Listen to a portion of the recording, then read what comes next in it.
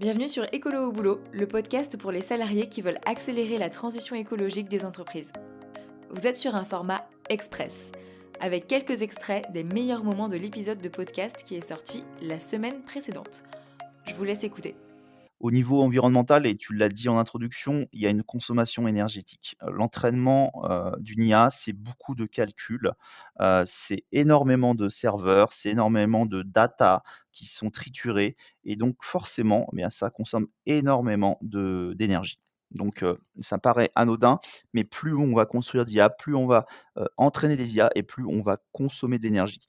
Et qui dit consommation d'énergie, donc dit des serveurs de calcul, et qui dit serveur de calcul dit aussi eh bien, et à la fois des minerais et de l'eau douce pour les fabriquer. Donc là, c'est un premier pan. Il y a aussi l'usage. On est de plus en plus nombreux à utiliser l'IA, hein, même pour faire la liste de courses, comme tu l'as précisé. Et donc cet usage consomme. Ça paraît anodin, mais plus on va être nombreux à utiliser une IA, plus on va consommer de l'énergie. Puisque ça ne paraît pas, mais derrière une IA, ce n'est que de la probabilité, ce ne sont que des calculs qui sont faits et donc bien forcément ça utilise, des serveurs et des puces.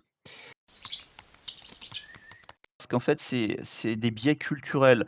Typiquement, tu demandes à un japonais à une IA au Japon, une voiture autonome, qui évites-tu entre une personne âgée et des enfants? Eh bien, au Japon, ça va être, ils vont éviter la personne âgée. Est-ce qu'en Europe, on aurait fait le même choix? Je ne suis pas sûr. Mais au Japon, on privilégie plus, les personnes âgées que les jeunes enfants et donc c'est comme ça qu'ils ont construit leur IA. Donc voilà, c'est plus qu'un derrière une IA, il y a aussi l'humain, hein. Il y a des cultures, il y a des biais humains, il faut en avoir conscience. C'est pas seulement l'IA qui tranche, c'est aussi nous, à travers nos biais humains, qui allons, orienter comment on va fonctionner une IA. De faire des hallucinations. Qu'est-ce qu'une hallucination en fait? C'est que, ChatGPT en fait ne n'a pas de logique. Sa logique, c'est juste de la probabilité. C'est-à-dire qu'il va étudier quels sont les mots précédents et par rapport à ces mots précédents, il va probabilistiquement donner le mot suivant.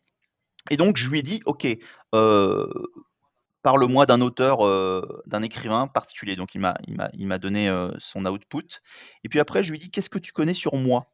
Et là, il a fait une hallucination, c'est-à-dire qu'il a dit: «Bah, Fabien Habric est un grand auteur, de tel livre» et cetera. Et t'as déjà écrit des livres? Non. D'accord. Donc probabilistiquement, il a dit: «OK». Antérieurement, il m'a demandé sur un auteur et là, il me demande Fabien Habric. Je fais l'association que probabilistiquement, c'est lui l'auteur. Comment sont communiquées les données, à qui elles sont communiquées, où vont-elles, où sont-elles stockées? Tout ça, c'est super important en termes de transparence et d'explicabilité. Moi, j'invite également, les entreprises, bien ça, elles le font déjà, mais de vérifier au niveau de l'IA, l'aspect RGPD, hein. Aujourd'hui, on parlait de data center, mais les data centers sont pas toujours en France. Est-ce que le RGPD est bien, respecté? Est-ce que l'anonymisation des données est bien respectée? Aujourd'hui, en France, on est assez bordé là-dessus, on est assez strict et c'est tant mieux, malheureusement, on parle de données, on parle de flux informatiques, on parle de choses donc qui vont, dans d'autres pays, qui sont stockés ailleurs et là, j'invite donc le comité éthique ou juridique ou les 2, donc à regarder tout ça. Mmh. Ouais, ça, c'est une question que je me suis posée récemment. Je me dis: «Tiens, est-ce que si je dans ChatGPT avec un compte, gratuit, je fais un copier-coller d'un tableau où il y a des données personnelles, est-ce que, il va le réutiliser, chez d'autres personnes? Est-ce qu'il va le réutiliser sur le net ou est-ce que ça reste, de mon côté?» Tu vois, tu sais ça? Ah ou en fait, c'est une IA générative, ChatGPT, donc elle apprend des autres. C'est-à-dire qu'elle va grandir au fur et à mesure qu'on lui pose des questions, qu'on copie-décolle des choses à l'intérieur de nos inputs, de nos demandes, de nos requêtes. Elle apprend bien sûr de tout du net, hein, mais elle apprend aussi de tout ce qu'on peut, lui fournir. Malheureusement oui, après il y a une obligation normalement d'anonymisation, mais rien ne rien n il y a pas de transparence, là-dessus et c'est là que je dis, méfiance. pense qu'effectivement, ça va faciliter grandement la vie. Maintenant, je dirais méfiance. Effectivement, ça peut te faciliter la vie, mais moi, je me dis toujours: «OK, si on utilise l'IA pour la créativité, c'est très bien, mais est-ce qu'on sera plus créatif par la suite si on utilise moins notre cerveau pour être créatif?» Ouais, il faut le faire travailler un petit peu aussi. Ben, c'est comme tout. Pour moi, une IA, c'est comme, ton stagiaire dont tu parlais tout à l'heure. C'est-à-dire que c'est une aide à la décision, c'est une, partie prenante qu'on doit prendre en compte, mais on doit pour autant raison garder, travailler de notre côté et toujours avoir cet esprit critique. Sinon, si on prend pour argent comptant tout ce que nous donne l'IA, ben, demain, on réfléchit plus.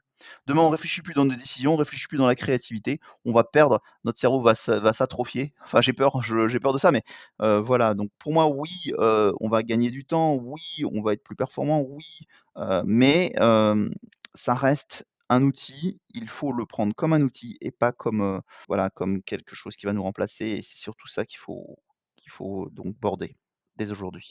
Si ces extraits vous ont donné envie d'en savoir plus sur le sujet, allez écouter l'épisode entier. Il est déjà en ligne. Ce format express vous plaît?